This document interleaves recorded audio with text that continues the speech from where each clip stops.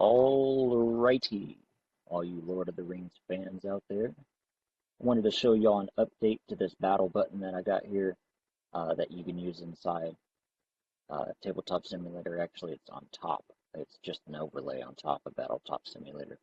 But basically, when you make an attack, this button will bring you into Attila to where you don't have to tab over or exit out or nothing. And so when you hover over it, now it responds and says a little message or whatever you want it to say. So you just hover over it and you click it, and it'll pop up a custom little thing here. And I got one made if y'all want to use it, or you can create your own. So basically what it does, you see it just went away there. It'll pop up that message and actually close itself after it pulls up the message. And right here, that was the photo version. There's also a video version. So if you just update this edit file right here in Rainmeter, there's a video that can pop up. Prepare for battle! So if you want a video instead, a little custom thing that pops up right there just had Gandalf saying, prepare for battle, not Gandalf. But yeah, that's what it does, and I will show y'all how to do it. So the first thing you'll do is you'll see here, you'll get these zip files and you'll extract them, and there'll be a photo and a video. And basically, it'll have a batch file that will look for this image file, and it will also launch the Attila. So instead of Attila, you're launching it from the URL file, the Steam desktop shortcut. You're actually launching it straight from the game ID, which is that right there. So it's going to be looking for this GIF that we have here in this file, and it's also going to be launching it straight from the ID, so it won't be running from that shortcut. So when you press this button, Rainmeter is going to look for that batch file instead of the shortcut, and that batch file is actually going to run and pull up that splash screen and then launch Attila afterwards. So when you get these files, I'll just go through the steps here. You're going to have to locate those battle buttons and change them. So if you watched the first video on how to set this up, if you haven't, I'd recommend watching that first, just to figure out how to set up Rainmeter and set up the button in general. And then you'll just go into this file here. It's a little different. And so you'll copy the contents. There's a little bit more script to this. So you just copy the contents in this Rainmeter edit file and put it into here. So it's going to be looking for two different pictures. This is the first picture. This is the second picture. So when you hover over it. So it's going to be looking for that one, which is that one right there. And then you'll see a hover button right here.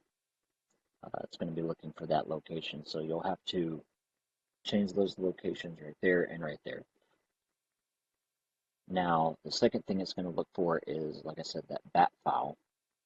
So you'll have to copy the location of that bat file, whether you're using the photo version or the video version. So you'll just you'll choose which one you want to use. Right there, I was using video.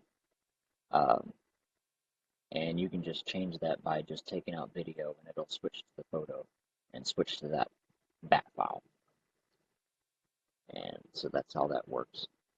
Once you have that set up, and you got the picture routed, and you got the launcher routed, Rainmeter where it reads that bat file, then whatever one you're going for is what you're going to do, and I'll cover both.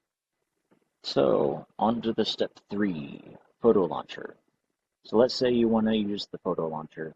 You're going to have to do these steps right here to make this work, how it works, and pulls up that splash screen without any window looking thing with the where it looks like this on top. It's just kind of like a picture that shows. So I found a program called One Photo Viewer.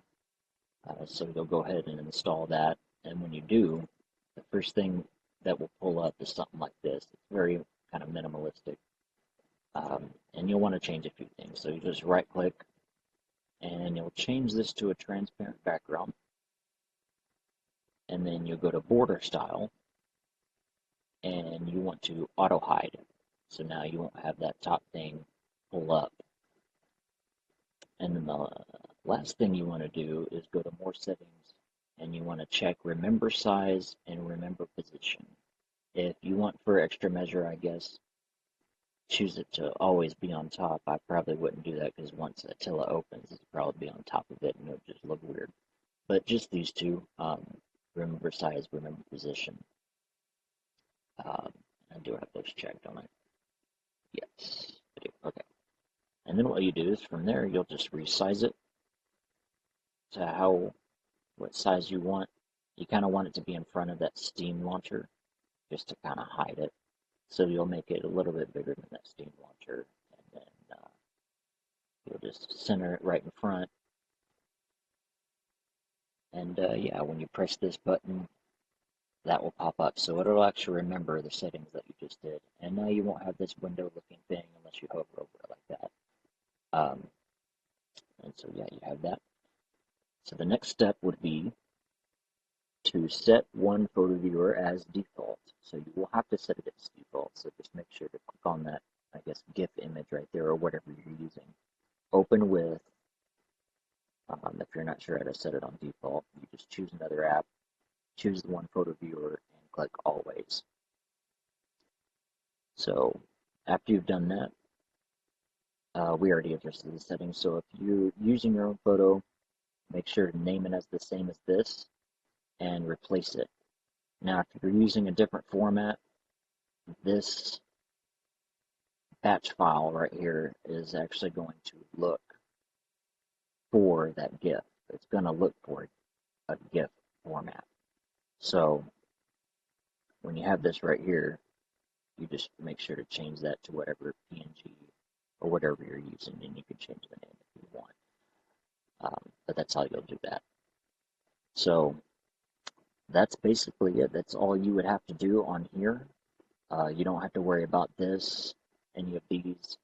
Basically, all this is telling the picture right here to close after a certain amount of time so it doesn't stay open and you have to exit out of it. This run silent right here is the PowerShell terminal thing will try to pull up along with it, and it's just telling it to run in the background so it doesn't, distract your view while you're viewing this beautiful splashy screen. So yeah, that's it for photo. There's not really anything else you have to do. Like I said, rain meter has to match with those locations, so as long as you have those locations right, and it's looking for that batch file, and it's looking for these buttons right, and you have all this set up correct, it should work. And for the video version, a little bit different, basically the same. Like in the video version, you need some type of program to where it'll pull up and it doesn't look like it's in some type of window with the thing on top here.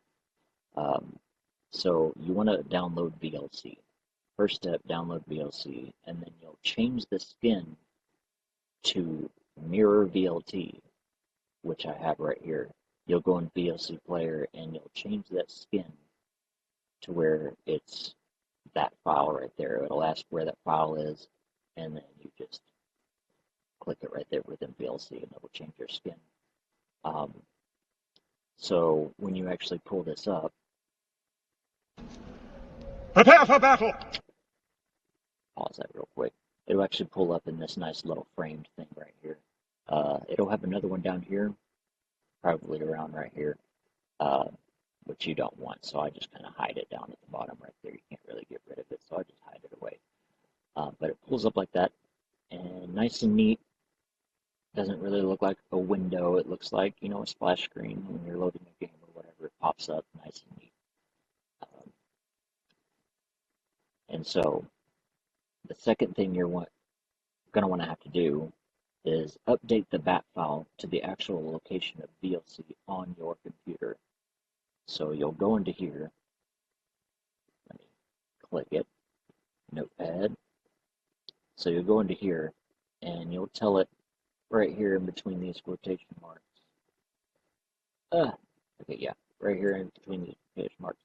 You'll put where your actual location of VLC is located. Because if it's looking for this, that's my computer, it ain't going to work for you. So you're going to have to change that and update the VLC. Nothing else you have to worry about. Like I said, this is for closing out the video, and it'll basically close it. It'll tell it to close it when the video is done or in 10 seconds. So in this case, that video was like, what, 3 seconds? And so it just closed it right after it was done. And then run silent. Again, that's PowerShell running in the background. You don't want it to run alongside of it because it'll pop up somewhere like right here or somewhere alongside the video, and you don't want to see that. So you don't have to worry about anything like that. Like I said, if you're using your own video, uh, name it the same as this and save it. Again, with the photo, if you're using a different format, make sure that you update that in the bat file so it knows that it's looking for an API or what have you.